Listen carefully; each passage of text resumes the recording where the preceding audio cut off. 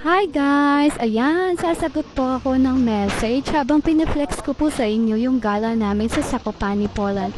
Guys, dito po natin makikita yung napakagandang lake. Wapol pa yun. So ayan nga guys, sabi ni Kabayan, huwag manghinayang kasi foreigner tayo. Mas mabuti na may sure na may guide kaysa bumalik sa umpisang application mo at expired ang visa mo, mas mahirap iyan. Ayan guys, tama po si Kabayan, wag na wag po talaga tayong manghihinayang kumpara naman yun sa pagpapabilis ng mga documents natin, lalo na kung expired na yung mga visa natin.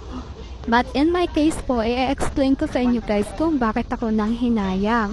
Kasi ganito yun guys, noong October 2022, nag-resign po kami sa dati naming agency and then di na po namin inaasahan na yung PRC namin is mako-continue ang pag-process. So ang plano po talaga namin kapag dumating na yung bago naming working permit sa bago naming agency, magpa-file kami agad ng TRC namin. Pero nung December 2022 po, nung dumating yung working permit namin, yun din naman yung pagdating ng letter sa akin galing sa Orsad Warsaw. At ayun na nga guys, binigay lang, ang nakareceive po nyon is yung kababayan natin na pumalit sa dati naming trabaho at dati naming bahay. At yun nga dahil nakilala niya ako sa TikTok, message niya ako, "Hello babe, kamusta ka na ha?" Ayan, ang PRC ko hanggang ngayon, hindi pa rin nare-release.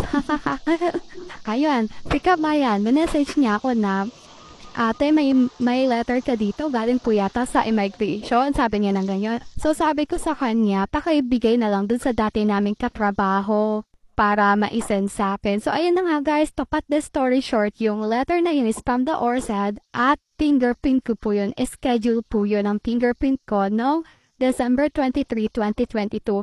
So, ayun guys, sinabi ko siya agad sa bago kong agency and then sabi nila, puntahan ko daw at ipalipat ko nga daw yung address ko. So, ayun na nga guys, change location ako. Tapos na yung fingerprints ko. Naibigay ko na yung mga documents ko and then sabi ng staff sa akin, "Gusto mo ba na tatakan natin yung passport mo?" Sabi ko, "Para saan po yun?" Sabi nila, hanggat di pa na nare-release yung aking PRC and then expired na yung visa ko, okay lang daw na mag-stay ako dito sa Poland kasi nga may tatak na yung passport ko. Meaning daw no, nakaprocess na ang aking PRC. So dahil po doon, hindi ko na naisip na magpa-attorney pa ako. Ang isip ko talaga, within 2 months, 3 months, darating yung decision. Pero yun nga, umasa lang ako, wala. Umasa na naman, char. At ayan na nga guys, natagalan na ako, 2 months na ako naghihintay ng decision, wala.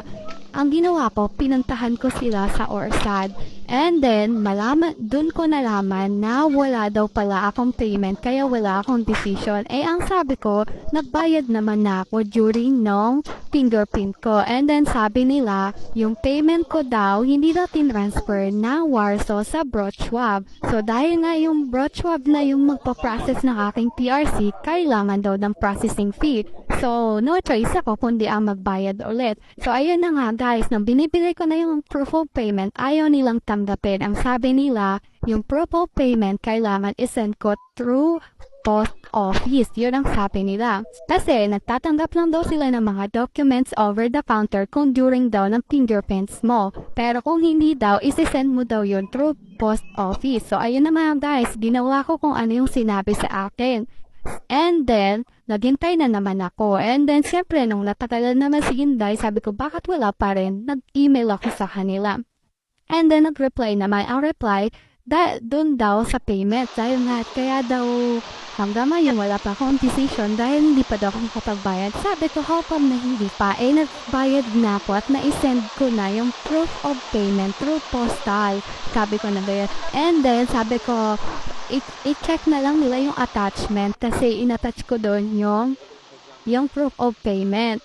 And then, hindi na sila nag-reply. So, naisipan kong balikan ko na lang yung office. So, nang bumalik ako sa office, yun nga sabi nila, hindi daw nila nare-receive yung aking payment, proof of payment. And then, pinakita ko sa kanila yung receipt na talagang pinadala ko na sa kanila. So, sabi ko, baka pwedeng i-receive na lang nilang ngayon over the counter dahil nga na-send ko na rin naman sa post office kaso malang hindi nila nare-receive.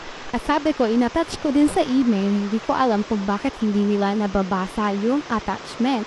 So, ayun na nga guys, tinanggap naman ng staff doon. So, ang sabi sa akin, mag-wait na lang daw ako. So, ayun na nga guys, wala akong ibang choice kundi ang maghintay na naman. So, hindi ko na naisipan talagang magbayad muli, magpa-attorney kasi yun na nga. Dahil ang sabi nila sa akin, payment lang ang kulang na ibigay ko na. So, ang ini-expect ko, okay na yun. So, hindi ko na talaga naisip na magpa-attorney na naman ako. So, ayan na nga guys. Dahil natanggalan na naman, ang ginawa ko, in-email ko na naman sila. Bakit wala pa ring decision hanggang ngayon? So, wala pa rin silang message sa akin. But, after 3 days noon, mula nung ma-receive nila yung proof of payment ko, tumawag sa akin. Kaso nga lang, ang lola nyo ay busy sa pagtatrabaho. Alam niyo naman ako nagtatrabaho ng marangal. Char! At ayun na nga guys, nung makita ko yung missed call, 4 na missed call, brochure bank nakalagay, feeling ko orsad yun. So nag-call back ako.